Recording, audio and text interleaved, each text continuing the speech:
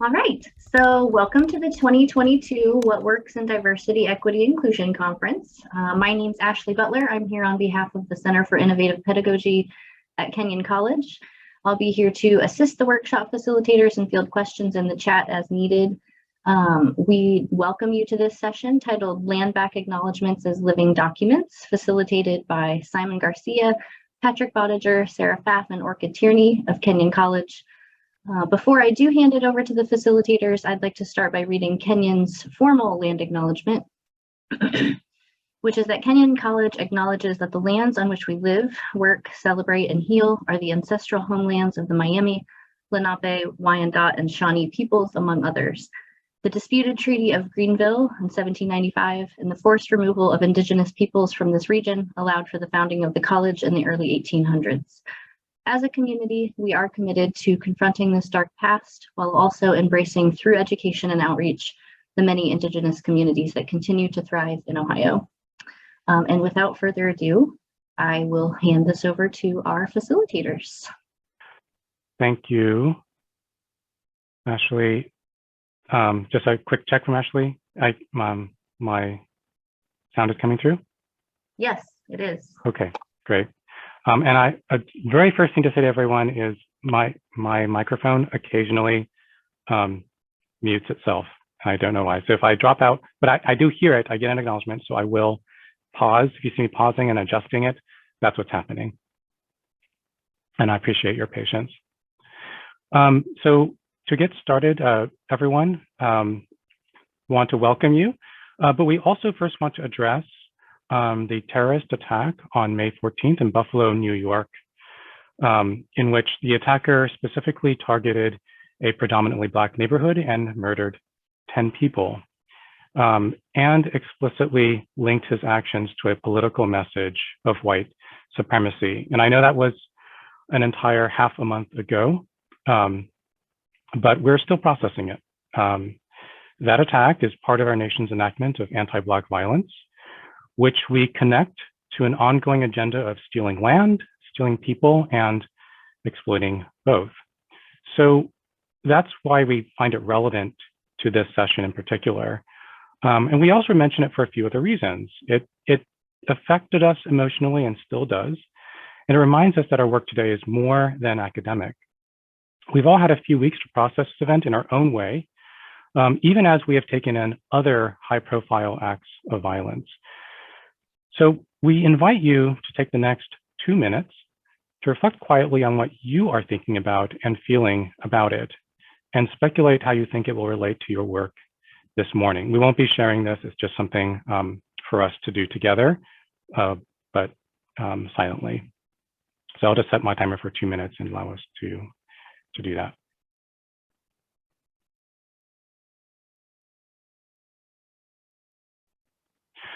All right, thank you for your patience and your time. The other thing we want to communicate before we begin is that we encourage you to use your physical space wherever you are in a way that suits your needs. We promise, and we hope everyone else can agree with us, that we will interpret any of your actions in this workshop as a set of strategies to sustain your engagement through the next 2 hours. So that means if your camera goes off, that's fine. If you need to get up to use the bathroom or do anything that you need to do, sometimes even just lie on the floor, we will interpret that as part of engagement and not in some other way. All right.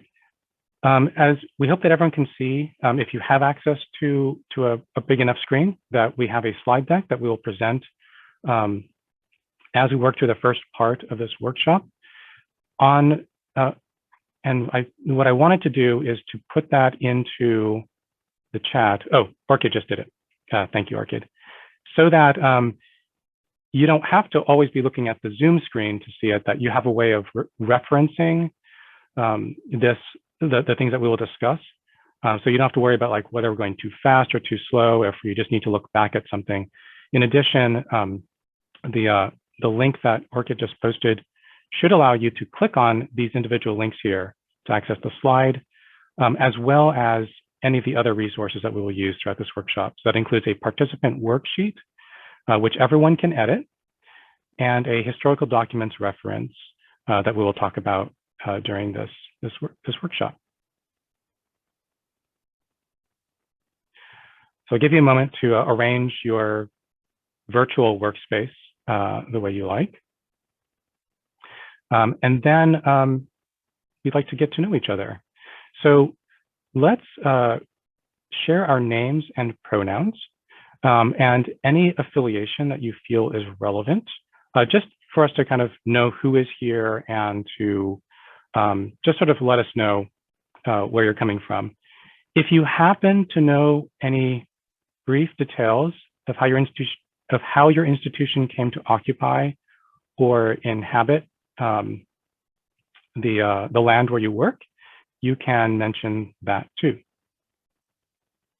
And I think that Orchid is suggesting that the order can follow. Let's see, do we have a list of participants so we can kind of suggest an order?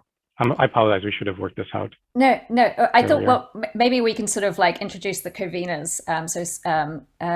Patrick, yeah, we might want to introduce ourselves and then just sort of invite people to go in order of the list as they are, which is in our resources sheet.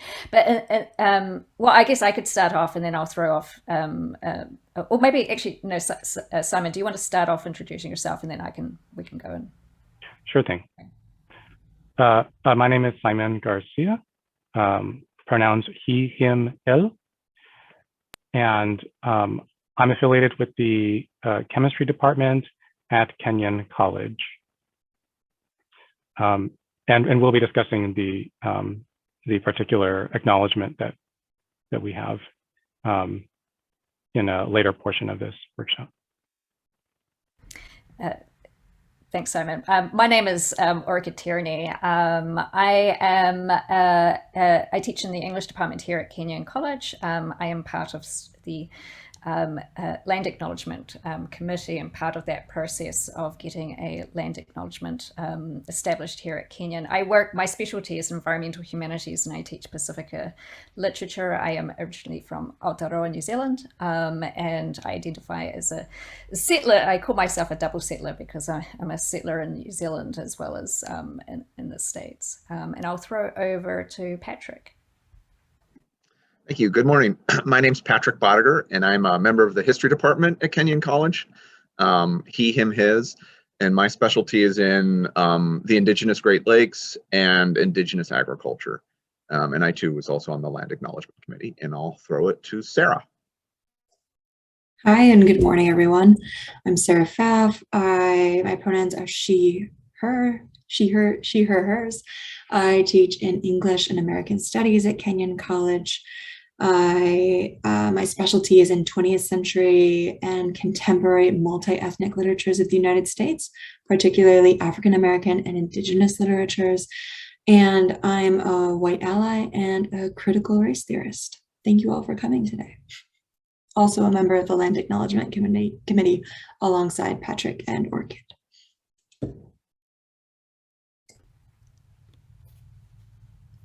Let's throw to, I'm going to sort of invite people in. And so I'm the first person that I'm sorry, I'm just sort of seeing people that are on the list, but I'm going to invite Debbie. Hi, thank you. My name's Debbie Kramer. I prefer that you not use pronouns when you refer to me, so just call me Debbie or Dee. I'm from Colgate University. I'm actually a librarian at Colgate University. Colgate University is built upon traditional Onondaga lands, Oneida Nation, part of the Haudenosaunee Confederacy. These lands were originally seized as part of a treaty in 1788, which was done under the guise of protecting the lands from speculators. It was actually used as a land grab. And so Colgate came to be on this land as Baptist missionary settlers, which is a very interesting background for here. Thank you. Thanks so much for joining us, Debbie. Jocelyn. Hi, I'm Jocelyn Stott. I'm the Director of Equity and Inclusive Excellence at Bucknell University, which is in Central PA, Lewisburg, specifically. And we're on the ancestral homelands of the Susquehannock, the Munsee Lenape, now known as the Stockbridge Munsee community, the Shawnee, the Lenape Lenape, and the members of the Haudenosaunee Confederacy. It's lovely to have you here, Jocelyn. Lydia, is Lydia here? No, David's not here. Oh, it's Charlotte. I see you sort of like playing with. Hello. Hi, I'm Charlotte Wolf, and I'm a member of the studio art department at Kenyon College. Hi, Charlotte. Sara Jensen. Hi there. I'm not sure if my camera is working for some reason. My name is Sara Jensen. I'm a doctoral student at the University of Wisconsin-Madison and a Kenyon alum. Class of 2018. And UW-Madison is kind of notorious for occupying Indigenous land. I believe there are 12 First Nations that the UW-Madison property occupies. So I'm just interested in learning more. I'm in the sociology department and research criminal justice, which inequities are inherent within the criminal legal system, particularly in Wisconsin. I do also have to leave very early, so I just wanted to join in, and I will actually have to leave in about 15 minutes, but I plan to watch the recording of what I missed. So thank you.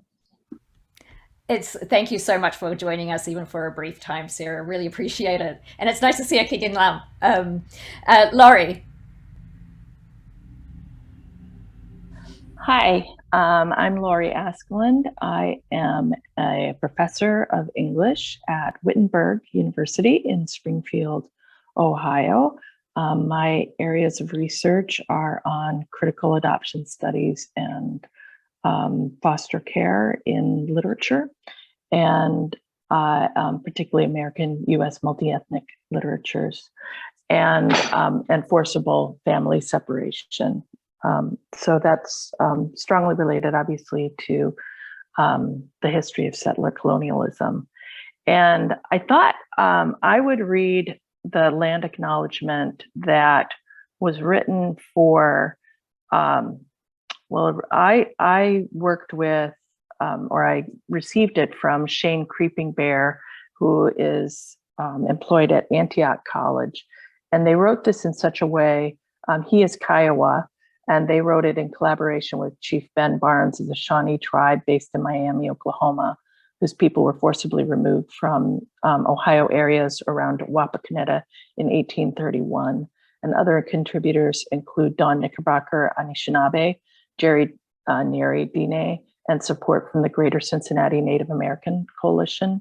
I thought I would mention those names because I think it's really important that these acknowledgements be written by Native people, or certainly in collaboration with them.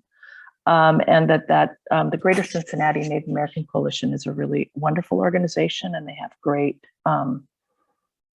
a lot of great symposia, online workshops that are very much worth attending. So put them on your radar screen. So this is the land acknowledgement that they shared that can be modified for different events. In honor of this important event, I'd like to share a few thoughts regarding the acknowledgement of Native and Indigenous spaces. A land acknowledgement is an important path and a first step to dismantling racial and colonized oppressions within our spaces. Indigenous nations have always formally welcomed and acknowledged land territories when hosting visitors and when traveling to neighboring communities. The land is not just merely space that bodies occupy, it is a depository of culture, story, history, and tradition. And it is with these traditions in mind that we reflect and center ourselves and our thoughts towards respect. Please join us as we recognize and acknowledge that Ohio and the Midwest were built on the Indigenous homelands of the good and many people of the Osage, Miamia, Shawnee nations, and the Adena, Hopewell peoples, and many other Algonquian-speaking bands. Today we are gathered on the unceded lands of these people. I ask you to acknowledge these communities, their elders, both past and present, as well as future generations. We are committed to the process of working to dismantle the ongoing legacies of settler colonialism. We acknowledge that this place was founded upon exclusions and erasures of Indigenous knowledge about how to care for these lands. We are obligated to support and educate each other with accurate information about the true history of this land. Decolonization means that we will strive to be in service of the water and the rivers and the animals in relational solidarity with them.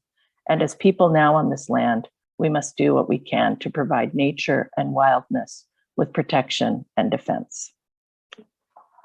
So that is our land acknowledgement. Thank you for listening.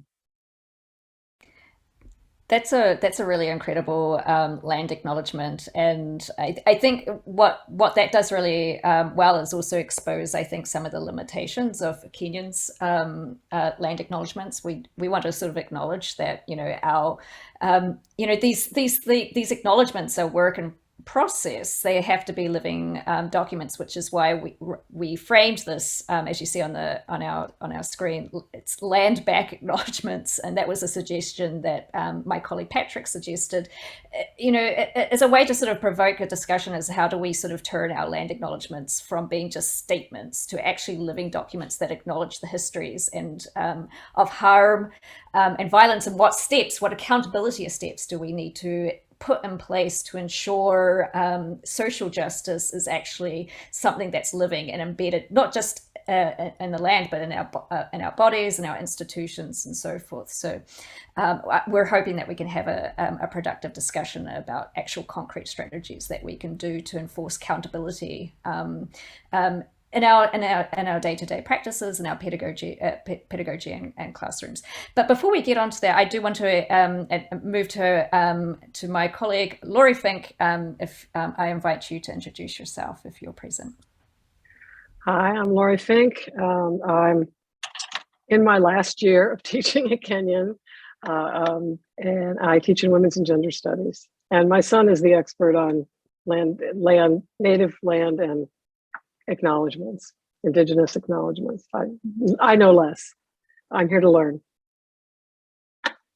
And that's the starting point is learning. There has to be that sort of willingness to sort of to learn and to acknowledge our own limitations, that we are not experts, but part of this process of learning. So I just want to sort of like go over I guess the plan for the session. This is a 2-hour session, and so time is limited. But at the same time, we want to maximize the time that we do have. We are going to go. We've done the general introductions, but before we move on to the next part, I do want to sort of acknowledge and thank the Centre for Innovative Pedagogy here at Kenyon College for allowing us to have this sort of space. To thank Ashley Butler, Joe Murphy, and Alex Alderman, who have done an amazing job putting this together. I want to acknowledge that community. We're going to talk about Kenyon College's land acknowledgement, just briefly about our process and struggles and acknowledging our own limitations. And then we want to move into sort of examples of engagement. Like how do we move beyond just having this sort of statement? And like we don't want to just sort of pat ourselves in the back. It's like, no, this is just literally a starting point. And then we want to do a bit of self-assessment and self-directed work. So at least we have some kind of tangible, starting point as to how what we can do next. So we're going to just go over one thing that we're just going to sort of want to make extremely clear. And Sara, who I'm going to pass over to next, is going to sort of, I think, reiterates this really beautifully. But we want to be clear is that we're not establishing a model. There is no single model, and partly because there is just so much diversity of approaches, and we want to acknowledge that. So this is one thing that we did, and still learning to do better. But we'll discuss now sort of like our process of land acknowledgement and the formation of our land acknowledgement committee is just a starting point.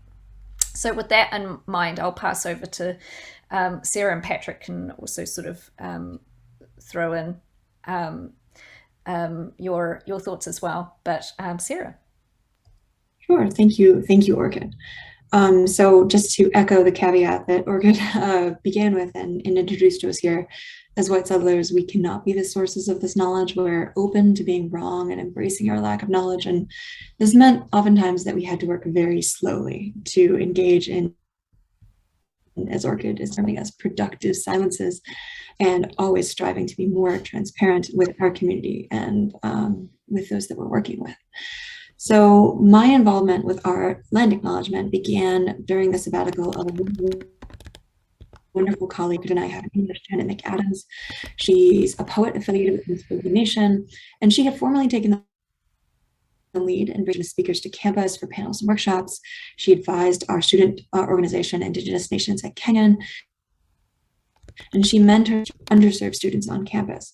At one point, one of our DNS students, she purchased and paid for a round trip ticket for this person for Manny Lowey's mother to come to campus because he was having such a difficult time adjusting to life on campus. So when she took a sabbatical in 2019, 2020, and then eventually retired after that, she left some big shoes to fill. So Orchid and I began discussing possible events to plan for Indigenous Heritage Month in November 2019 over summer 2019. And in one email from September, Orchid was wondering if, we could expand the work we've been doing to augment and update the diversity requirement in English, and if we shouldn't have a land acknowledgement as well on the English department's website.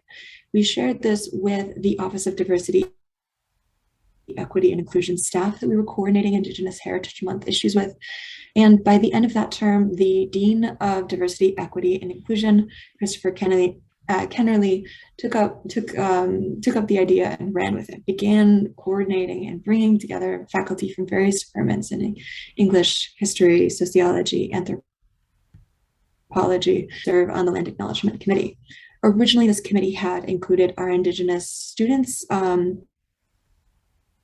or at the time seniors who unfortunately graduated and were not able to continue participating with the Land Acknowledgement Committee throughout 2020 and in 2021. We met half a dozen times between December 2019 and May 2021 when acknowledgement was finalized. Patrick supplied the original draft for the land acknowledgement, which we discussed and debated, and he'll be able to talk a little bit more about the historical documents and materials that we drew upon there. But the final land acknowledgement was crafted in May and was finalized and made official in May 2020 and began use and circulation of the college at that time, famously being used by our president in one of our addresses, in one of his. And now all faculty are encouraged to include the land acknowledgement on theirs, while of course acknowledging that it is a living document subject to change and to amendation, but that it is impossible to move forward without at least having this most basic level of land acknowledgement in place. But we continue to desire to seek to shape it, to cause it to grow and to become more prescient and more useful to our community. And to speak a little bit about what I brought to the table to prepare for these meetings over 2021, my knowledge base is in 20th century and contemporary Indigenous literatures, and I focus in particular on Anishinaabe writers, Ardreg, Linda Lagarde Grover, and David Troyer, who are located in the upper Midwest. And this caused me to get outside of my comfort zone to delve back into the history of the late 18th century and the early 19th century in Ohio. So we've got an included list of historical documents, which Patrick will be able to go over there. But beyond looking to Patrick for guidance in those historical documents, I also reached out to colleagues at other institutions who had recently participated in the crafting of land acknowledgement agreements. One of them, an immigrant settler colleague, Christina Gonzalez, she is dean at the Bloomberg Center at Princeton. She shared a lot of what her process was and told me that they'd relied on the Indigenous community connections as well as historians working in Indigenous studies in the university. And that was how after their land acknowledgement. She reassured me that it had taken over 2 years, so I felt better about the pace and the deliberation or moving on our land acknowledgement committee. And another resource that I used was a former colleague at Brown University American Studies, Adrienne Keene, Cherokee scholar and Indigenous Studies scholar, and you might have known her through her blog, nativeappropriations.com, also a fantastic resource. Talking to her about her thoughts and reflections on the Brown University land acknowledgement and how that process had taken place, which was very similar to what Christina had told me about what they had done at Princeton. So I followed their model. I deferred to the historians that we were working with, and my own research in drawing upon the kinship criticism of Daniel Heath Justice.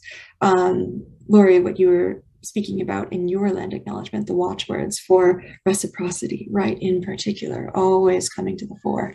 And that was some of the research and the thinking that I'd done coming to these meetings. But Patrick or Orchid, perhaps you two want to speak about what you brought to the table and how you prepared for these meetings in 2020 and 2021. I'll pass to Patrick first because he hasn't spoken yet. So Sure, thank you. Yeah, and nice to meet all of you. First, yeah, so I'm a historian, and of course I do Indigenous Great Lakes, and I write on this material, right, especially in the sort of 18th and 19th century and now earlier. So when it comes to like what I teach, what I think about treaties a lot, and the ways in which treaties work, and so on. And so part of like, yeah, I guess if you're thinking about land acknowledgements and we talk about it, and you have to understand, I guess, like the overall relationships with treaties. So one, they are historical documents, but they're also alive every day now as they are legally binding, right? So as Indigenous peoples think about sovereignty and the ways in which their sovereignty is exercised, and the ways in which they can fight to sort of regain those sovereignty rights, those treaties are alive and well, right? So one, it's like thinking about treaties as both like a historic document and something that's present. And then also, I think a lot of people don't fully understand how treaties work, right? We don't talk about treaties a lot in American history because we assume, right, sort of the United States is fully sovereign and we don't need to talk about those people who actually have to fight for sovereignty. So yeah, I think getting comfortable with how treaties work, and there's a book listed on this sort of resources list by Colin Calloway, which is, I think, very effective and very helpful for thinking about treaties both historically and in the contemporary moment. But then, yeah, as many of you have mentioned, and it's just wonderful hearing, right, how people, right, Debbie, your comments about like Polegate and the Haudenosaunee, and right, I mean, and you mentioned 1788, right? And then the Treaty of Greenville and Ohio, 1795. I mean, these are treaties happening right at, shortly before, or shortly after the Constitution is ratified, right? So when we're talking about these treaties, we're also talking about like this sort of birthing moment of the United States as well. I mean, so there's like, if we're thinking about the significance of the treaties and what's going on, how the United States is actually getting lands to pay its Continental Army officers. I mean, these are so important. So yeah, one of the great things about these treaties is that they were often recorded quite well, right? You can get into the journal minutes, you can read the treaties, and you should, but there's often a lot of letters from the various peoples, officials, congressional documents, Senate documents attached to them, right? And so the challenge in all of those documents is typically that Indigenous voices are not center, right? They're in those sources, and that's sometimes all we can get. You have to really sort of, look to your own skills, but also to your colleagues and then colleagues elsewhere, as many of you have mentioned. How can you read a treaty, and then how can you read the sort of the documents attached to it that can help you understand how, what Indigenous peoples were thinking, right? Rather than just what the white officials were thinking. And so what I did, so when I think about the Treaty of Greenville, just because that is what I do, that 1795, that is in fact, how Kenyon College got its land. And it comes right at this like pivotal moment in which the United States is bordering on bankruptcy.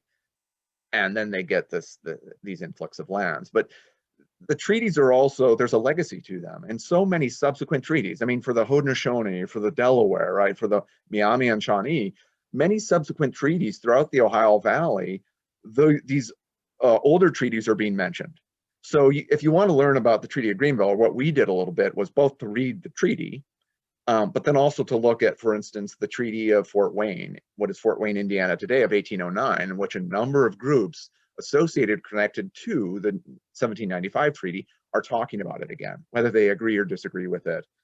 And you can get a real sense then, right? You can sort of build out what were Indigenous people saying, what were they talking about at that moment in time? And how can we sort of think about that or use that voice within these, within the statement we crafted. We also engaged the Delaware one, Nikki Michael, the Delaware, and Margaret Hiddle Ojibwe. They came to one of my classes. We talked about the sort of land acknowledgement. We didn't just read about it, and so we sort of thought through in conversation, right? Why do we use land acknowledgements? Why are they so popular right now?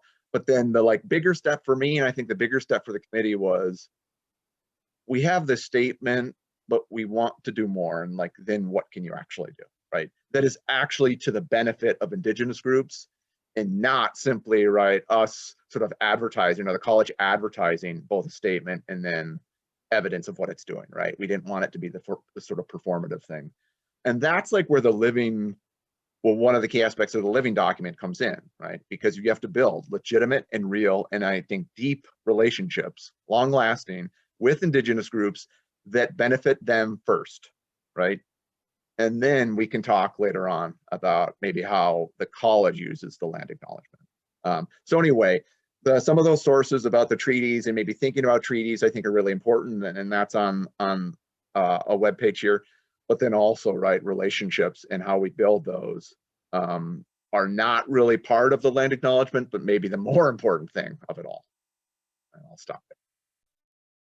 Yeah, that's partly, I think, also what sort of has sort of spurred the sort of the larger conversations about the land acknowledgements committee, and how we might want to sort of move beyond this idea of the statement as just sort of the static thing that lives on a web page, but actually is something that is productive and generative. I'm sorry, Debbie, I'll check to make sure that those resources are actually accessible. I will do that in just 1 second. In terms of what I brought to the table, I was sort of thinking about sort of my experience, and I chatted to Sara that sort of helped spark these broader conversations. When I first came to the States, I was in Philadelphia, which is the home of the Lenape, and I remember the first meeting that I was at the Oh, thanks, Simon. So Simon has now just updated the permissions of the historical resources list. I was starting my PhD program at the University of Pennsylvania, and all the English people had been all us matriculated English folks were in this room, and I was sort of waiting, and they just sort of dived into the sort of meeting, and I was like, "Where's the acknowledgement?" And I was really kind of shocked, coming from New Zealand, that there was sort of no acknowledgement of the Indigenous people that exist. They're still here, and yet it was almost as if they had been completely erased, that they were just part of some sort of history, rather than actually people who are still existing and thriving. And it really sort of shocked me. And so when I came to Kenyon here, I tried to do my research, and I didn't know where to find all the information as to whose land we were actually on. And so I have really benefited quite expansively from people like Patrick and Sara and other colleagues who have the expertise to actually to do the research, and have done basically the initial steps to actually craft this statement. The other thing is that it's the other thing I suppose that I brought to the table is that this has been sort of like a process of thinking about interconnections between not just indigeneity in the States, but also in places like the Pacific, which is part of my research. And so, you know, it has been, I guess one of the things that I brought was actually transferring my regionalized knowledge to the North American mainland context, but also sort of thinking about, when we think about indigeneity in the States, we also have to sort of think that, you know, US has been part of this sort of expansive colonial endeavors in places like Hawaii and also Puerto Rico. The US policy of expansion, of territorial expansion, is not just sort of like in some distant past, but is actually a living present. And so, you know, it was this basically this sort of like knowledge and my expertise in this sort of particular area that I brought into the table. But I do consider myself as someone who is you know, just listening and learning, and very committed to thinking about steps that we now have this document. How can we move beyond its initial sort of public facing to actually build really productive relationships to the communities that are around us. So on that note, I'm just going to stop there, and I'm going to pass to Simon, who has his own experiences, and I'll throw over to you. Thank you, Orchid. And for this, I will present the slide deck.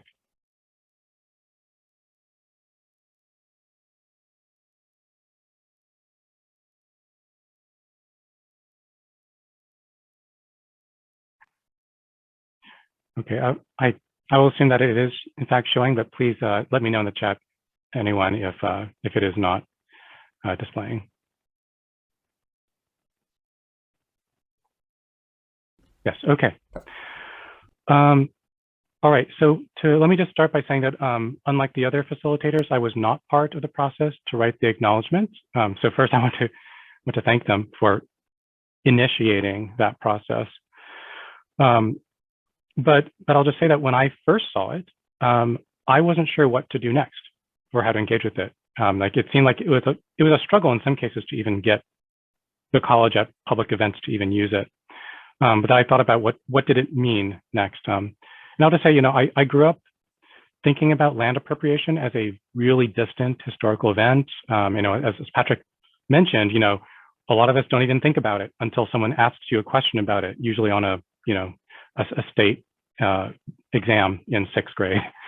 And I think it's common among many people in the US to feel this way, since just even the knowledge of the basics of land appropriation and its effects have just kind of generally been suppressed for, you know, not just for years, but for centuries. So I encourage you to kind of take the attitude, if you feel this way, I won't make any presumptions, but if you feel this way, I encourage you to take the attitude that we're all puzzling this out together. And I'll tell you about my own story of how I puzzled this out myself, how I stumbled forward. Please remember the point that we made earlier. We are not using this workshop to establish an ideal model of engagement, because, you know, at least I'll speak for myself, I don't feel like I'm anywhere near there, but rather creating a space to share ideas. And so as I share my story, I think along the way, I will express some misgivings with how I've done it. So I will be grateful for any insight or advice that anyone might have. And I hope you will feel comfortable to share that advice with me. So I'll just kind of dive into what I did when I first saw the acknowledgement. As a first step, I placed it into my course syllabus as encouraged by the college. And I guess the first decision I made was to put at the beginning of the course syllabus, not toward the end where we often have like what we call the policy part of the syllabus, but rather at the beginning of what the course objectives and expectations would be like, all the information that students kind of look at first, in addition to like how it's going to be graded. And as I was looking at it, the phrase that stuck out at me was confronting this dark past, and asking myself, okay, do I even know what that is? Whose past am I confronting? And what about this past do I need to confront, and how? And this led me to think about my position within this discourse. So I inhabit this land as an immigrant settler. I always have, ever since I was born. My ancestors did not participate in colonizing, but by immigrating here, we immediately gained access to a lot of wealth. And that's how I choose to think about this, as wealth accumulated through various mechanisms: forced removal of people who are indigenous to this land, the stealing of people from other land, and exploitation of colonized people on this land. So it doesn't really matter much that I don't personally own a lot of this land. What matters is that I have much of the wealth, position, and influence that resulted from someone at some point taking it all. So let me just advance, and I really like diagrams, so please bear with me if you don't really like diagrams a lot. More directly, I derive my livelihood, my current existing livelihood, from institutions created by this wealth. That includes Kenyon, right, my employer, but it also includes the academy as a whole, and the chemistry profession, which exists to some extent inside the academy and outside the academy. I do many things with this livelihood, but within this context, the most salient to me is position and influence. I set intellectual agendas for knowledge production. That's kind of like my main job, at least as I see it, and the main way that I influence. I do it through learning objectives, curriculum design, and various types of institutional programming, research proposals, and of course, the actual coursework. These are activities where I have a lot of influence because they not only produce knowledge of a certain type, they, in the process, produce models of knowledge production. So to kind of get meta with you, it produces models within my students' minds and my colleagues' minds, models of thinking, of working, of even how you influence. So I'm influencing how people influence. And, within the academy, knowledge and models matter because they embed, or they can embed, harmful agendas within professional culture. And that in turn informs how people make decisions about land, resources, and institutional wealth.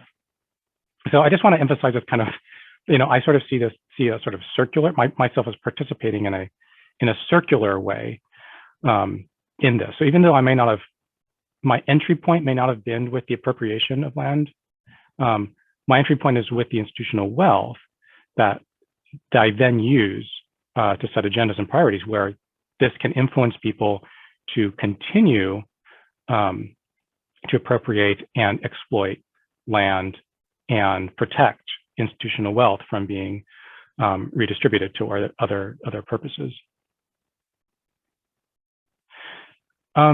So this urgency prompted me to question the objectives expected by my discipline, or perhaps more to the point, the ones that are not expected or even mentioned. So one of them jumps out at me, social responsibility. I don't know how much experience a lot of people have had with chemistry, either in classes or just in everyday life, but it probably won't come as a surprise that in chemical discourse, social responsibility is almost never recognized as an essential discussion topic or even relevant to chemistry. You could probably summarize that attitude as, I just make this stuff, someone else decides how to use it. I think the other famous quote is, I put rockets in the air and someone else decides where they land. Chemists do recognize, I want to be clear, like we do recognize that there are hidden relationships between chemical practice and social harms, but we sort of outsource that work, the work of discerning those harms. We outsource it to social scientists, to corporations and activists. And of course, there's a few issues with that approach. Social scientists are not trained as chemists, may not know how a lot of compounds work. Corporations have very little incentive to discern social harms, and activists often do not have the resources that corporations do to do anything about the harms they discern. So the way, I know this sounds a little circuitous, but what the land acknowledgement took me toward was to describe how chemistry manages to do that outsourcing. Because most students who come into a classroom and read this acknowledgement won't really draw a connection. So I had to kind of really put at the forefront forefront like what I thought was the problem with chemistry. And so I added this right after the acknowledgement in my syllabus. I'll just read it to you because I am hoping to get insight and critique from all of you about it. Like most STEM fields, chemistry is dominated by a specific professional culture. This culture positions chemical knowledge and practice as entirely neutral and indifferent to discussion of marginalization and social injustice. It separates technical knowledge from social awareness, right? Left hand doesn't know what the right hand is doing, and vice versa. This separation facilitates exploitation of marginalized people because it allows industries and institutions to create products and knowledge without perceiving the harmful roles that they visit on vulnerable communities. I then, just because, I guess I kind of found myself kind of going down a rabbit hole, I found myself just adding more. Like, I know that this is getting kind of long, right? Because it started out as an acknowledgement that focused on history, and now it's becoming a little bit more like a mini lecture to my students in the syllabus on chemistry, but I really couldn't help myself. So I went on to ask in the syllabus, what does this mean for our study of chemistry at Kenyon? And then I made some claims. We must challenge traditional notions about teaching, learning, and practicing chemistry. So not to like say, think of it as this distant thing you do after you get your degree, but to say we're going to do it here and now. Before we acquire knowledge of specialized ideas, we should build a caring intellectual community and establish norms for effective, inclusive collaboration. Before we wield sophisticated skills, I use the term wield because I really think of the history of weaponizing chemical knowledge, but that's a topic for another time. Before we wield sophisticated skills, we should seek to understand how such skills were misused, even with benevolent intention. And before we embrace authoritative facts, we should develop the ability to assess how such facts are supported. I think now I would add to this, supported and constructed is probably a better way to, but again, I'm not going to go on to like revisions yet because I want to get critique from you all. Okay, so I want to admit that these paragraphs are very challenging for me to compose. I'll admit they made my head hurt. But the process did have this advantage. It clarified my next step. Going beyond the acknowledgement, it told me that now I needed to change the objectives that I had for the course, the actual learning objectives. And so I share with you what this meant for me. I did reduce some of the learning objectives that I had originally in my course. But I replaced them with two new ones. So one of them was to critically assess the role of scientific knowledge in society. And the other is to get into the actual mechanisms that scientific knowledge has to create or amplify social injustice. And of course, once you change objectives, it also has implications for the assignments that you actually do in your class. So I did follow this up with assignments. I focused on policies having to do with addiction treatment, just because they do kind of come back to Indigenous communities, but also to Black and Latinx communities as well. And that's just one opening point that I found. I feel that students learned a lot from the assignments. I mean, I'm not going to go into like the assessments because I feel like I've already taken up enough of your time. But I do want to say that I believe that the students were generally on the same page with me. They did embrace mostly this approach and some of the modified content in the curriculum.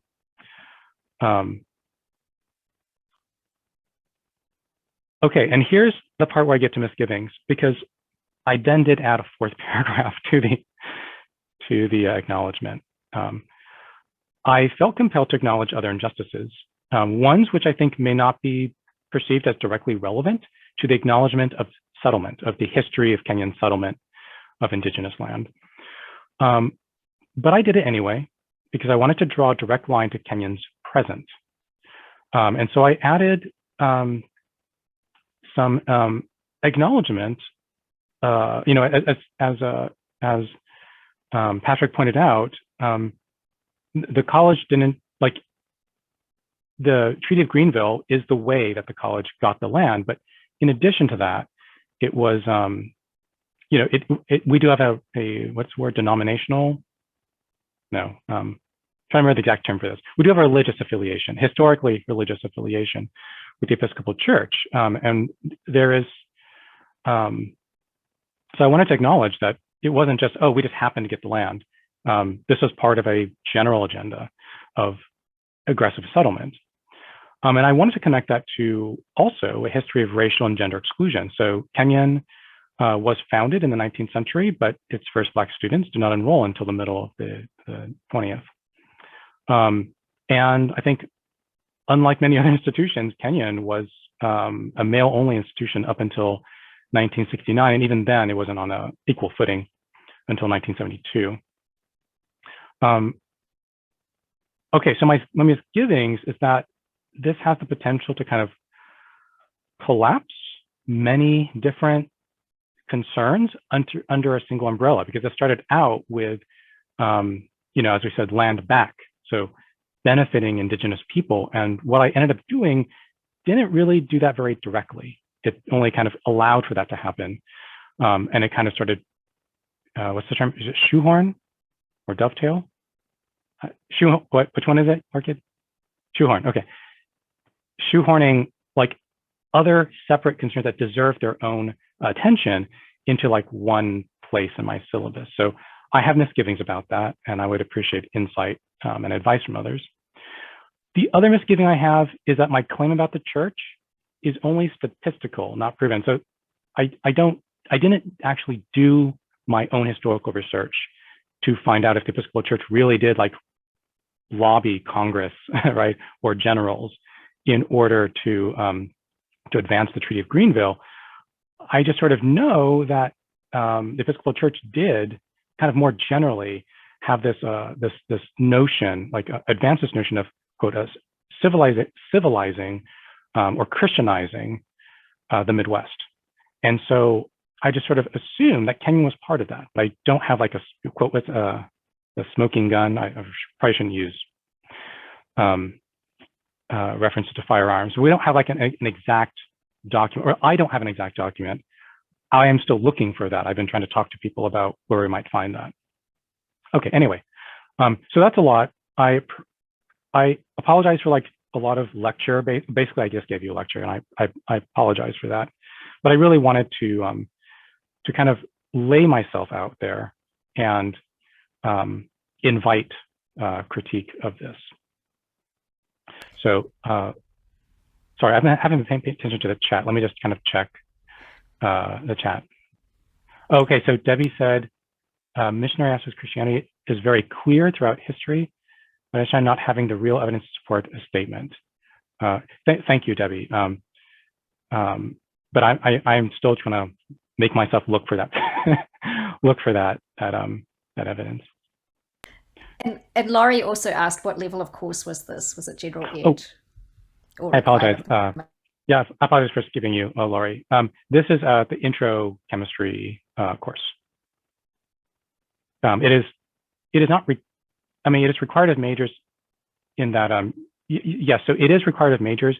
Most students who become chemistry majors do not know that they are going to be chemistry majors, typically until their second or third year. That's just sort of how things kind of shake out. Does that answer? Yeah, can I follow up? Okay. So I'm curious, because I just find this fascinating, and I really appreciate your sharing this, because it is often very difficult to, for us people in the humanities and social sciences, always to know how to even have the language about that neutrality and indifference. that is kind of core to science, it feels like a big wall. So I appreciate you're walking through this in a way that I think other scientists could respond to and could think about. And the fact that you read it so carefully and that you're really working with this to try to actually take it seriously and have it be alive in your classroom, it's very inspiring to me. So so I want to just thank you for sharing that. And so I'm curious, how do you carry this? Like, how does this play out then as you go into upper level courses? Do you kind of come back to these issues? Because I bet if it's an intro course, there's probably a lot of chemistry majors who don't end up taking your section. So how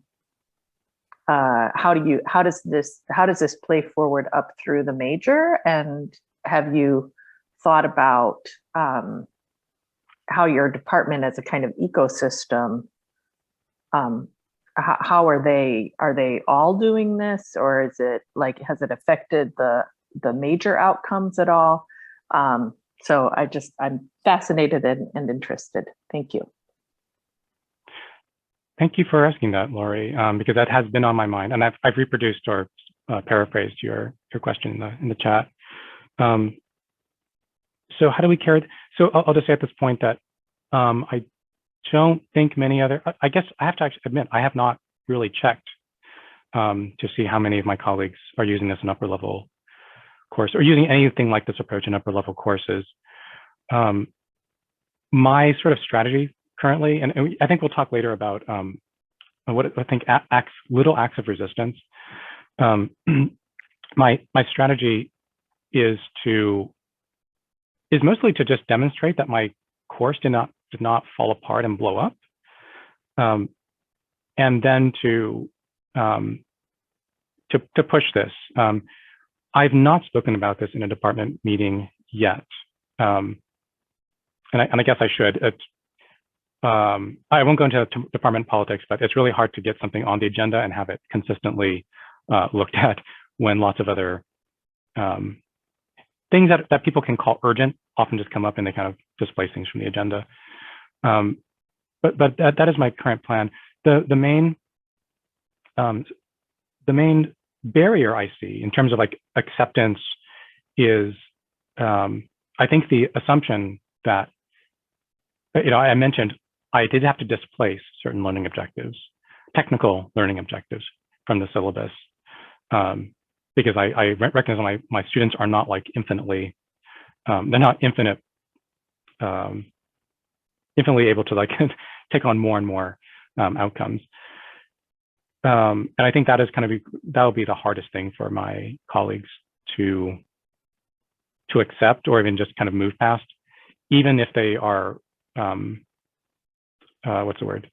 sympathetic to like the goals that I have here. I know it comes up. Thanks for asking that, Debbie, about the department meeting. I will continue to try and put it on the agenda. I think a good place for this is assessment meetings where we have to like discuss our higher order like, are we happy with the general outcomes, like departmental outcomes we have? I have had some success because we have a college level, like a very, our general education goals includes one about ethical thinking. And so I've had some success in having the department say, okay, well, what do we think we do that actually meets that general education goal? And there I've said, the land acknowledgement is a good place for us to ask, what are we doing in the department that supports that general education goal?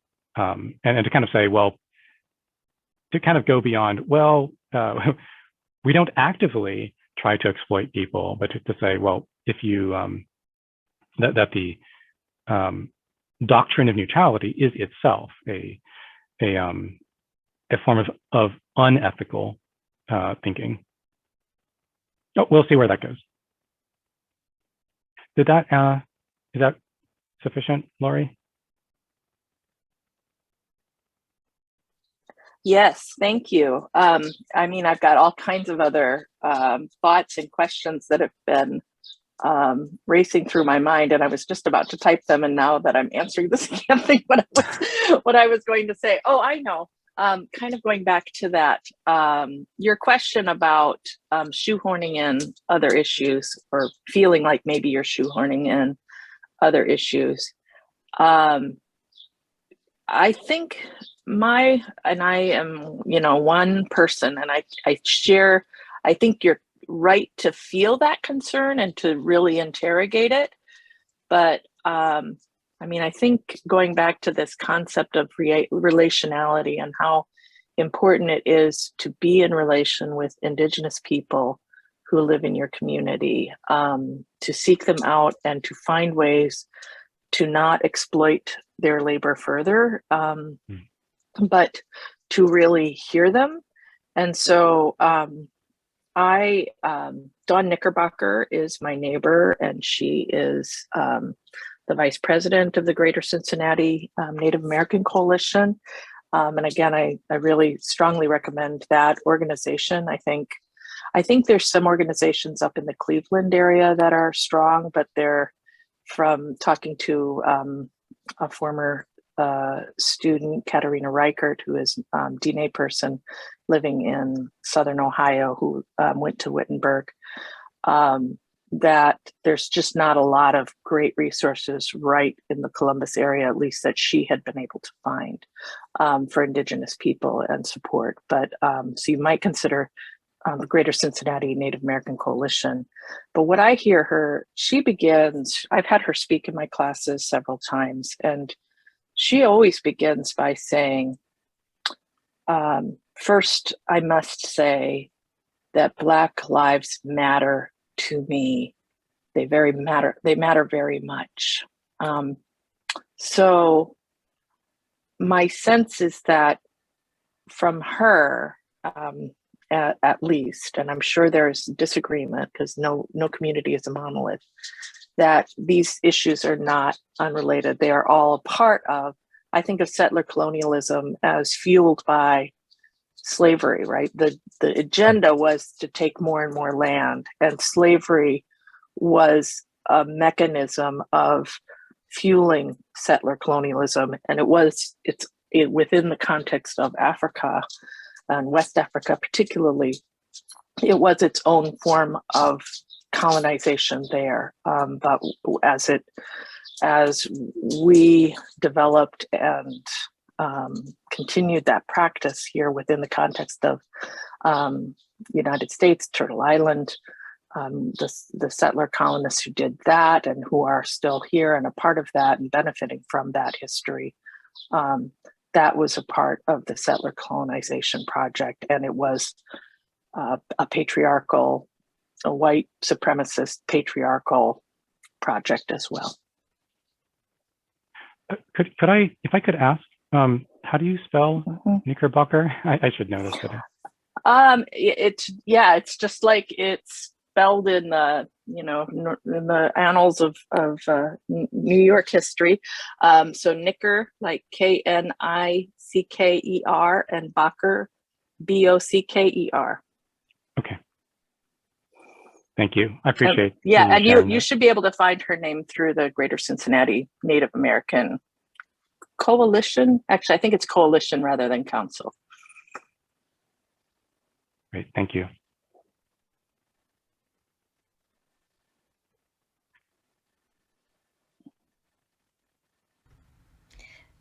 Can I just, before we, perhaps we should move on to the next portion, but before we do, I have a question just for you, Simon, because I think this is really fantastic. How do you sort of like, when do you sort of introduce, we all know that students don't read syllabi until we actually sort of take them through. So I'm just kind of curious, like when you actually introduce your statement and your expanded statement, do you have any other sort of framing that you include when you go through your syllabus the first time? Like when do you introduce this? When do you sort of like discuss this, and how do you frame it? Well, I'm not retyping the question. Oh yeah. My question was a little bit all over the place, but yeah, I'm just essentially, yeah. So I do, I don't read the syllabus on the first day. I do a syllabus annotation, which I learned from you, actually. And I make it the first assignment in class to, I know this rubs some people the wrong way because they think that's time taken away from, quote, actual instruction. But because this statement is in here, the syllabus becomes actual instruction, like it becomes instruction.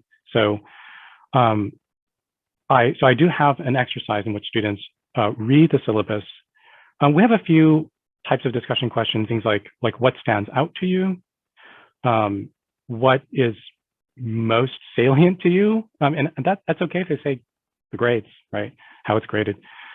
But also I ask them what implications do you think this will have for how you engage with the course, just like throughout the semester. None of this is binding, of course. Like I don't make them say, I don't draw a contract with them right then and there, what they'll do. But this is how I draw attention to parts of the syllabus that I think some I initially feared that they would just their eyes would kind of glaze over it. I was surprised though to find that even among students who came in already knowing I'm going to major in chemistry or just some STEM field, therefore none of this matters. Many of them, I didn't really have to convince them very much. They sought out the acknowledgement. They saw its connections with the learning objectives. Some did have questions about whether those objectives belonged in the syllabus, and that's part of to answer Lori's question again, that is kind of the ongoing struggle. Sometimes students think they know better than you what should actually be in the syllabus. But I think for me that's just part of the struggle, because I'm not really struggling against the student. I'm struggling against centuries of history and what's the word? Socialization. And socialization, not just, in terms of historical education, but also in terms of science education of what belongs and what doesn't belong in the sciences. Yeah, I don't know if did that answer your question, Orchid? It did perfectly. Okay. Yeah, and I just posted in the chat I completely forgot that I told you about the annotated syllabus, and I just put it to the chat. It's I got the idea from Remy Keller, so I want to shout out to them because they are they were the ones that on whom I modeled my own annotated syllabus. So does anyone else have any questions for? Oh, thank you, Laurie. Does anyone else have any questions before we move on? Simon, you go ahead, Debbie. I would love to say that this is fabulous. I want you to write this down. I want you to tell this. I want to tell everybody that I work with about this, because it's part of some of that pushback that I've received is that, well, we're sciences, we're the hard sciences, when they say that we're the hard sciences, I don't deal with people, I deal with, quantum mechanics and stuff. And it's well, but who is in your class? People, and who are you? You are a person, you are a human being. So people are part of this. So I loved how you broke it down and you talked about it. And really, for me, it was it's really hard for me to argue against what you were saying. And I wonder if that would also be a model that was kind of successful in other places. So it's more of a comment than a question, one of those things. But I really loved how you broke this down, because this is part of the struggle that we have, or at least I have had on my campus, is that there's a lot of that, well, it doesn't belong in chemistry, and to also comment on the idea of, shoehorning a bunch of things into that. I mean, you're constantly rewriting your syllabus, it might be, you want that at the beginning, maybe you want to have it at the end, maybe you want to, put it all over the place. You're always working on your syllabus. But one of the things I hear clearly from a number of my students and the students that I work with on this campus is they just want even the slightest acknowledgement can often mean so much. And I had one student and she's like, I wanted my professor to recognize, to say, they're like, yeah, we're working with HeLa cells and blah, blah, blah, blah. And it's like, well, let's talk about Henrietta Lacks. Let's talk about, this woman being exploited and how her cells are constantly being used in that actual classroom and actively used, and just recognizing that. So, I don't see it's not my place to say that there's no harm done, but I'm like, I see the acknowledgements as they're coming from a very, very good spirit. And, and also talking about, yeah, it's an Episcopal kind of based university. Ours is Baptist, and ours is like very specific. Colgate University was originally a Baptist college, and it was to train missionaries. And a big part of it was they would bring in people from other countries and train them to be Baptist missionaries at this university. Like, that was its point. So yeah, I just loved how, instead of being like, it's chemistry, it has nothing to do with people, it's like, oh my gosh, chemistry has everything to do with people. And I absolutely love that. And I'll shut up now. Oh no, actually, Debbie, if you don't mind, I kind of want to disagree with a statement you said, which is that it's not my place to say. Actually, I think it's totally it's everyone's place to say, like, whether biology as currently taught is harmful, or certain ways of teaching biology. I think it's totally, because scientists we are always making the point that everyone should care about science, because it's in your life. We make your phones. Actually, we don't make your phones. We just design. We need to make the designs that allow a company to exploit other people's labor to make your phones, right? So, I think it's totally your place to say whether science harms people, or certain types of science harms people. Thanks. Thank you. And I will also, because Debbie did mention that, the role of seminaries. I'll say that Kenyon's Episcopal affiliation was originally as a seminary. So it did in fact train the clergy to go out and Christianize further into the Midwest. So thank you for bringing up that point, Debbie.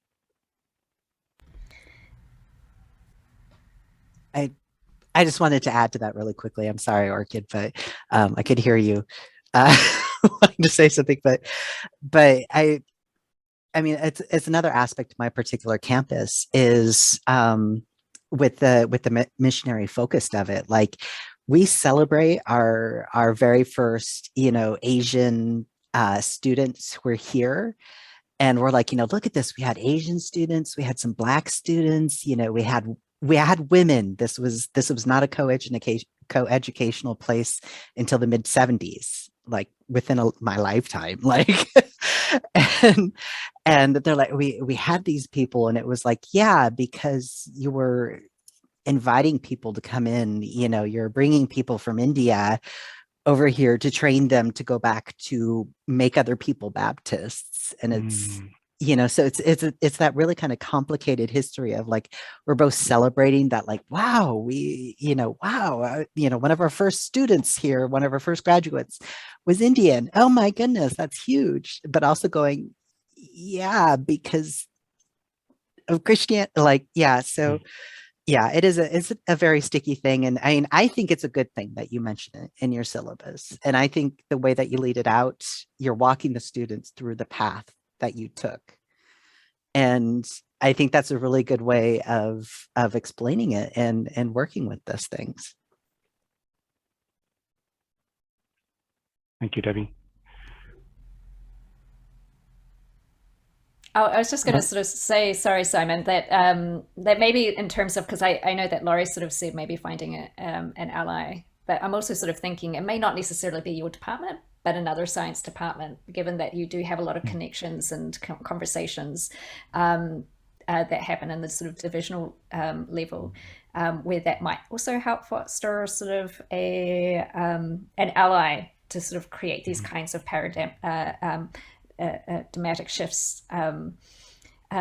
We also have at Kenyon College a science and nature writing, which involves having a where we help instruct students in scientific in science communication, and it's always team taught. I taught it with a colleague in biology, and we did sort of we did teach Indigenous science in that class, and a lot of our students are actually science.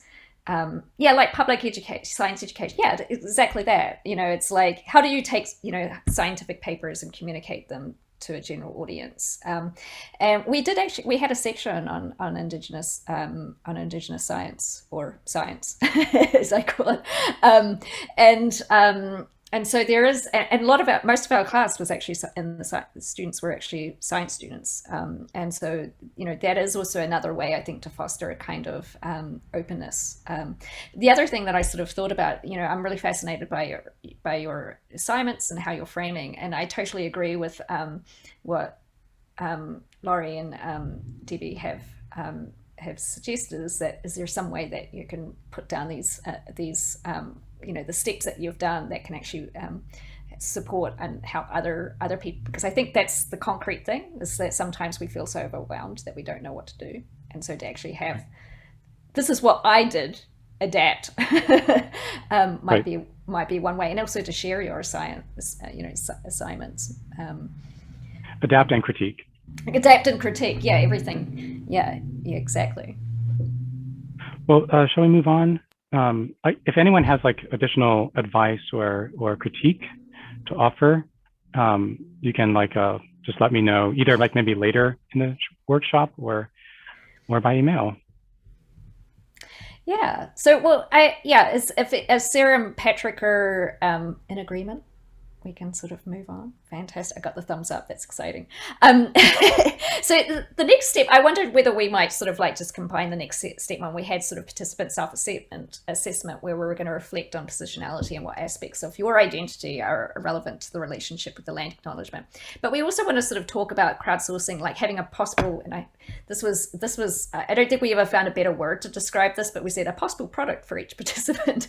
But what we mean is some sort of concrete strategy that you might want to sort of pursue.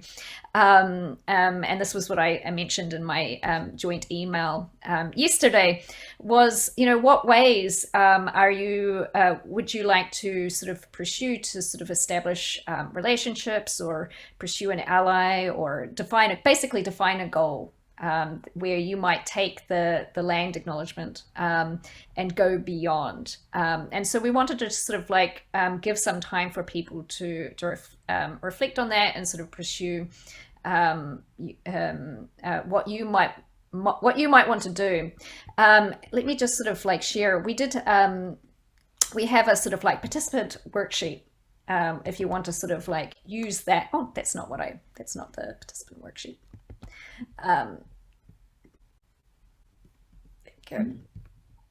No, thank you. Thank you, Simon. You beat me to it.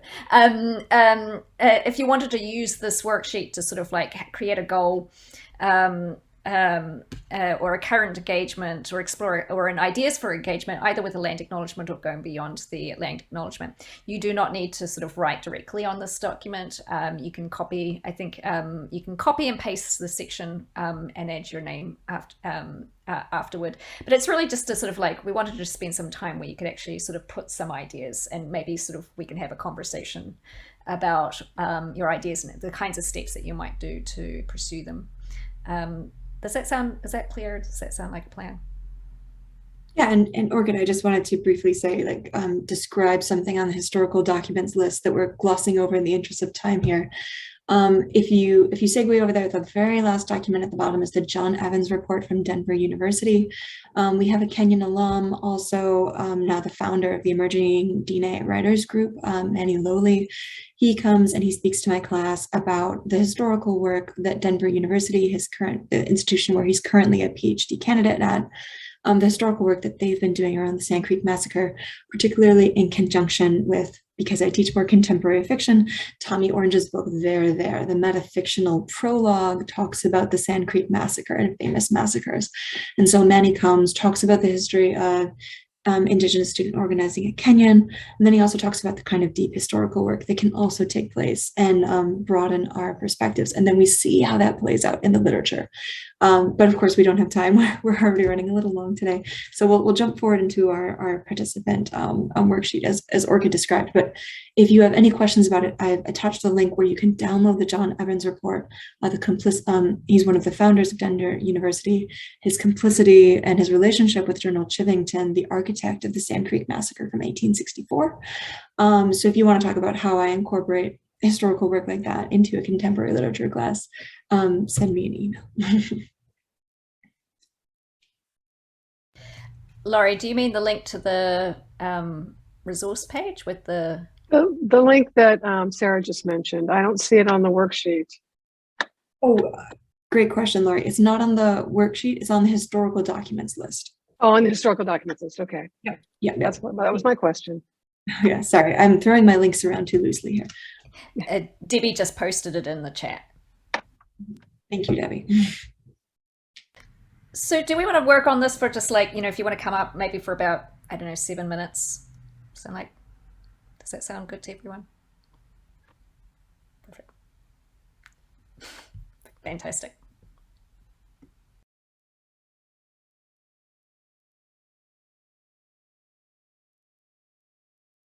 So I thought what we might do next is, because I want to give time to Patrick to talk about corn, since I know that's your favorite topic, but I want to sort of just open up the floor to anyone who might want to share, and sort of maybe we can crowdsource some ideas that might also help others in thinking about what directions we might take. Well, I was really inspired by Simon's presentation of his course, because one of the things that I kept thinking about is if the land acknowledgement just becomes something we routinely stick into our syllabi, it's going to be performative. And like everything else, we just stick in our syllabi because we have to. The students are never going to read it. We're never going to read it. It just becomes dross in the syllabus that students don't read. So I've stopped getting mad at my students when they write and ask me a question about something that's in the syllabus, because I know they can't find it. There's a syllabus of 20 pages long. So I was thinking about my medieval romance course for next year, which is a 200 level class. And I think it would be really interesting to use the land acknowledgement to think about settler narratives as romances in the genre of the medieval romance. And that the model that I thought of is, for instance, the treatment of the Welsh in Chrétien de Troyes' Conte de Graal, where the Welsh are just, they're a colonized people and they're considered backward and barbarian and stupid, and unable to understand Christianity and unable to understand chivalry.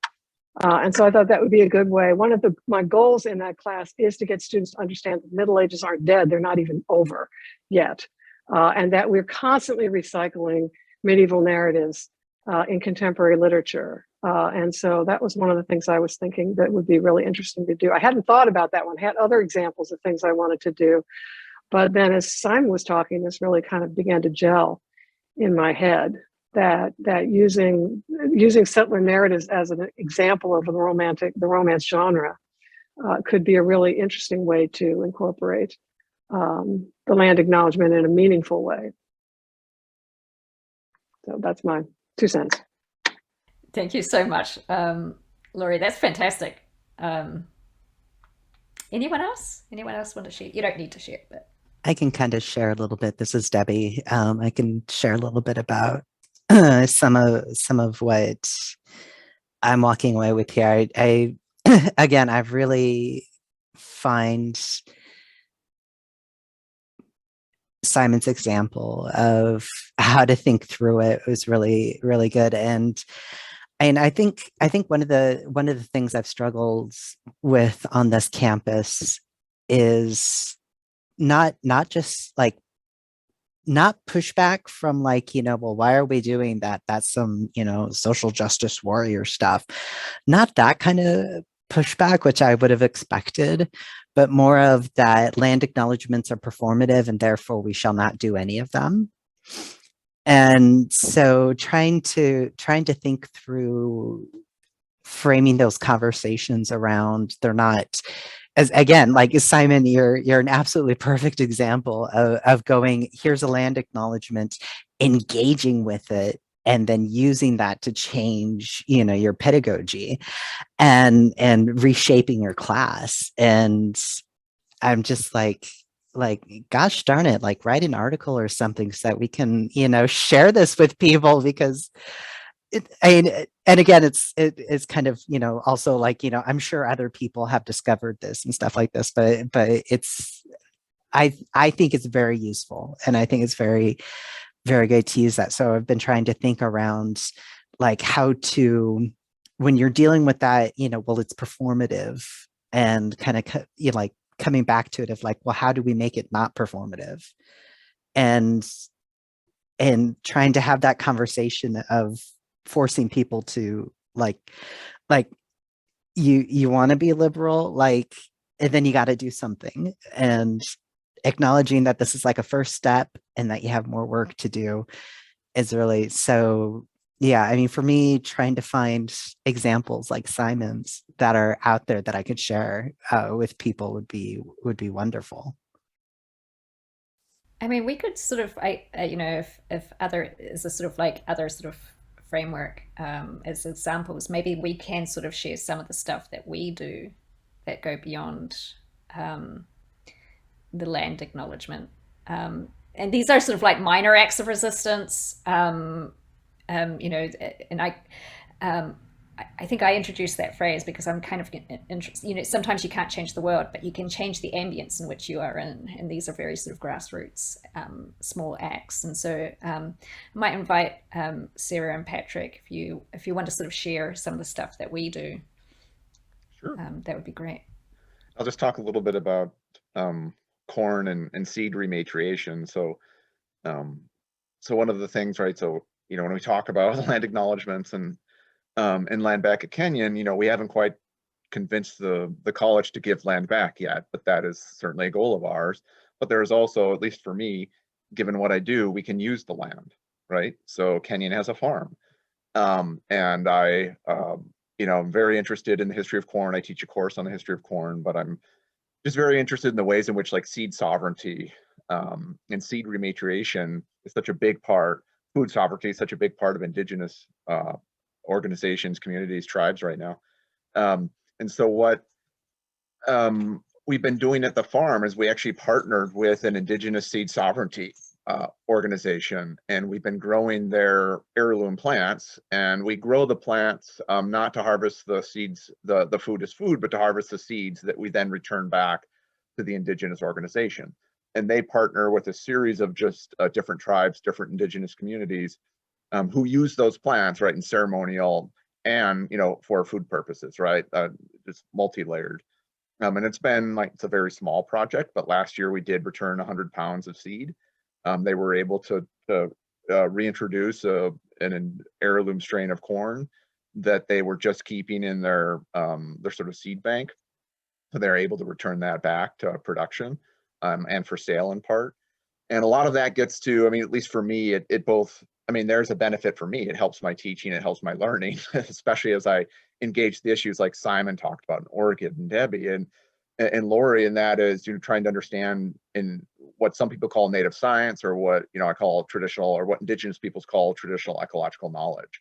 And yeah, bringing students into the field, planting the seeds, we bring all sorts of primary historical evidence to those like exercises, and then really thinking about the Indigenous ontology, Indigenous epistemology, and really thinking about knowledge production and the ways in which, right? Now, for me in the humanities, it's a bit easier, right? But the ways in which the academy actually privileges a very specific type of knowledge, right? And sort of making that clear while we're also growing plants, harvesting seeds, and you know, hoping that can get bigger over time. But it was, for me, it's like, so we have a farm, we can use the land, we can do something. And it's had I think a positive benefit. And something that Professor Tierney, that Orchid and I are engaged with each year is the Indigenous Heritage Month reading and Indigenous Heritage Month events. There's only so much we can cram into one syllabus about how Indigenous peoples are overturning settler colonialist logics of instrumentalization, appropriation, and commodification, and replacing that with reciprocity and kinship relationality. So for those Indigenous Heritage Month readings, Orchid has a fantastic slate of poets that we're bringing in this coming fall in November. They started out as being in-person readings where it was just members of the Kenyon community getting up to read their own beloved passages, not just from literature, but also, Simon, you would frequently come in with Robin Kimmerer's Breeding Sweetgrass, right? And it also was correlated with Indigenous exhibitions at the Gun Gallery. And then the Office of Diversity, Equity, and Inclusion has been instrumental in orchestrating a series of film readings. And in the past, our Indigenous Nations at Kenyon student group has been able to bring in dance groups and other collectives to come speak and perform. But for the readings that Orchid and I helped to orchestrate and put on, we really do want to start honoring the time that these Indigenous poets, writers, creators are bringing to the table. So we've been able to secure more funding for that recently. And now to truly give money back and honor the time so that we're not placing this burden on Indigenous persons. And when we're asking them to come even speak virtually, like we want to have honoraria, healthy, sizable honoraria, honoring and acknowledging their time when they come and they share and educate our students. So that's been really transformative for us. And also the Great Mohican Powwow takes place about 45 minutes north of Kenyon's campus in Loudonville. And as Patrick tells me, has been taking place for generations and over 1,000 years. But it's run by Indigenous staff and crew. All of the vendors there are under the are certified Indigenous under the Arts and Crafts Act of, Patrick, when was that, 1990? I'm thinking, it came too late, obviously, but we have this fantastic powwow that takes place it was July and mid-September, but because of COVID cutbacks, it's just mid-September now.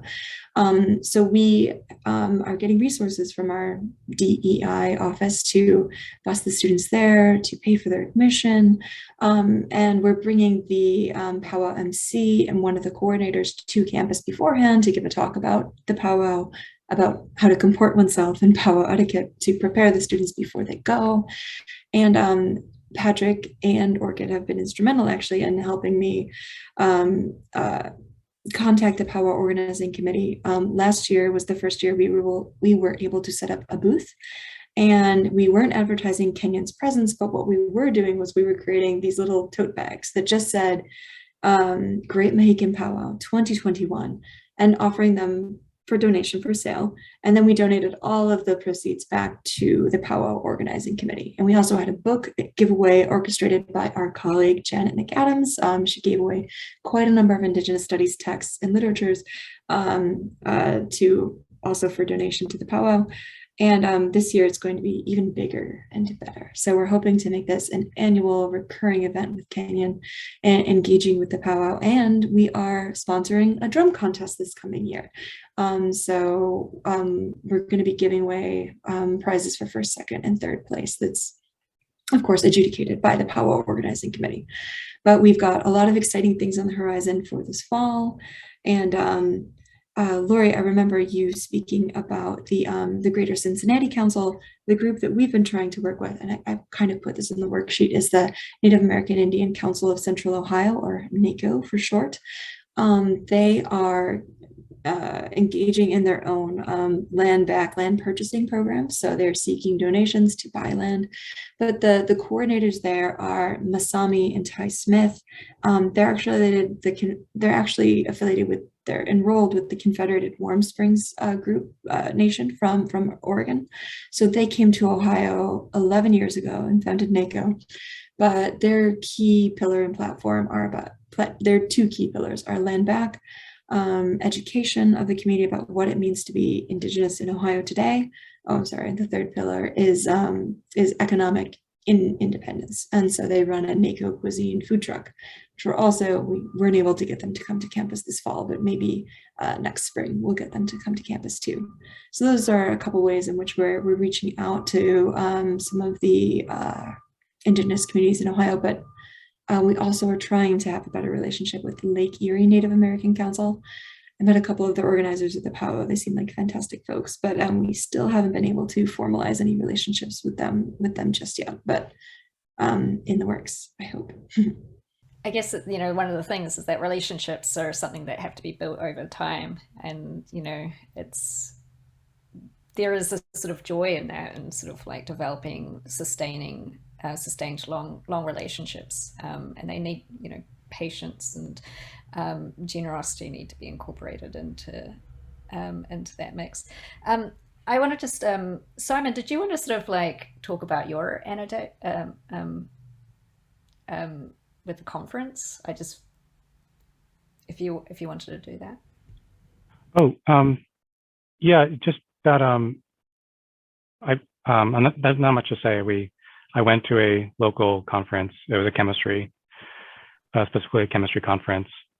It's called CERM. And I think you want me to tell a story of like what happened when we did that. So I began my session with a reading of Kenyon's land acknowledgement. And just like a few extra sentences, not the entire thing I did for my course, but just a few extra sentences about why we thought it was relevant to our presentation. And I heard back from other presenters that they had acknowledgements, that their institutions had sort of quote official acknowledgements, but they hadn't thought to use it in a conference. And so it prompted them to hastily insert it into their slide decks. And, you know, and of course, there's a question of, you know, that response, does that make it, and that reminds us that it's performative, right? They realized that someone was basically performing in a certain way, and they were trying to perform in the same way. But what stood out to me was that it caused me to think about it, right? So even if it wasn't originally their thought, part of the thought wasn't that it didn't belong, just that they hadn't thought about the question, does it belong?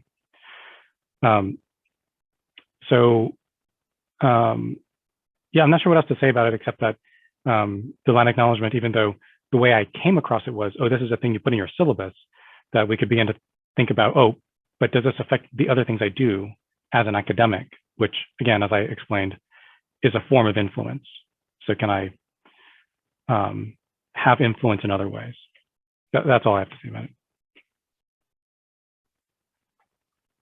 No, I think that's why I wanted you to sort of like chat about it, because it's so interesting to me, and it actually makes me go back to sort of like a comment that Debbie wrote earlier, which was like neutrality is not ethical, and it sort of, you know, we aren't neutral in everything that we do, and so these kinds of like what in that moment you made a sort of an ethical decision that did have ramifications for other people. Whether it was performative, we can sort of like debate that, but it still had I think a useful effect that made people conscious of a particular moment of how they existed in their positionality in that moment.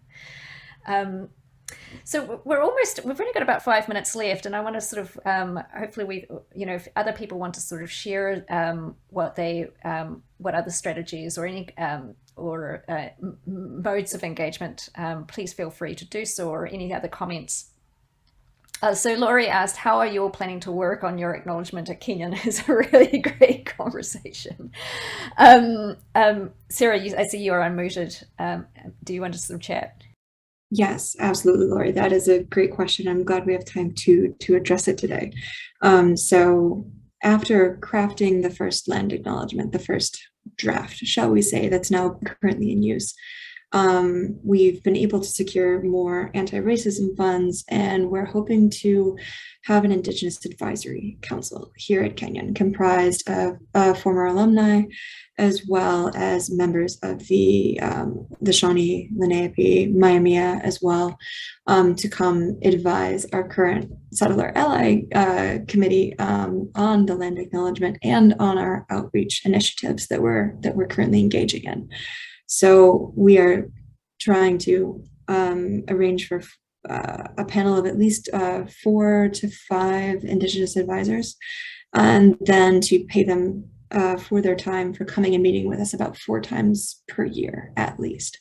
So we've I won't say that we've secured the funds yet. The budget actually goes up to executive committee approval next week, but we have a strong case that is being made for it. So one of the first things we're going to be doing is having an actual Indigenous Advisory Council overseeing our work, because of course, as Orchid has said in the past, and is my North Star in this, we as the white settler allies cannot be the sources of knowledge on this topic. We can only be the connective tissue, bringing together the institution and the resources and the Indigenous communities.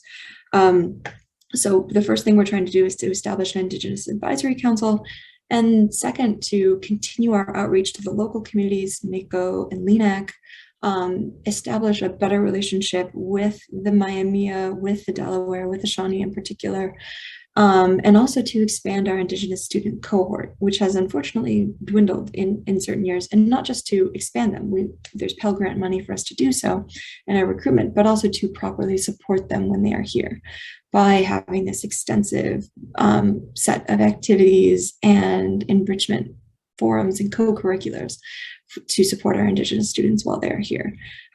Janet was absolutely wonderful and instrumental, but I don't think we can fly everyone's mom out, when someone is having a moment or difficulty adjusting to the space. We have to make this space more welcoming for our Indigenous students, and to attract and establish a stronger Indigenous cohort within our student body here at Kenyon. So those are a couple of the ways that we want to continue working on the acknowledgement.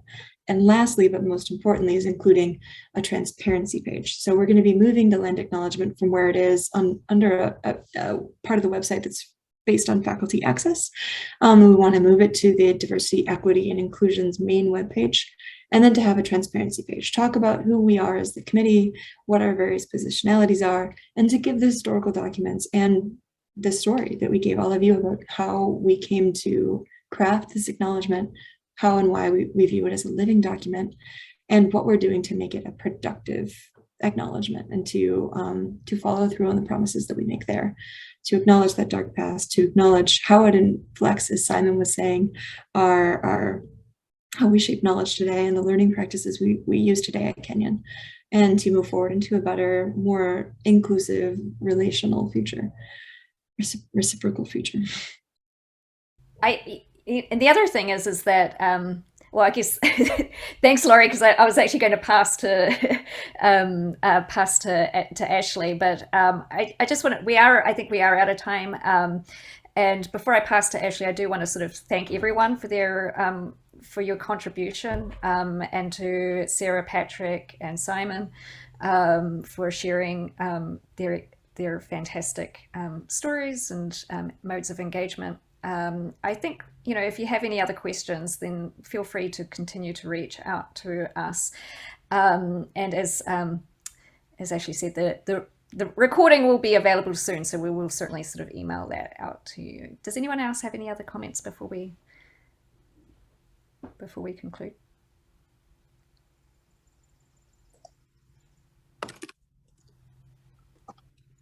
Oh, well, thank you so much.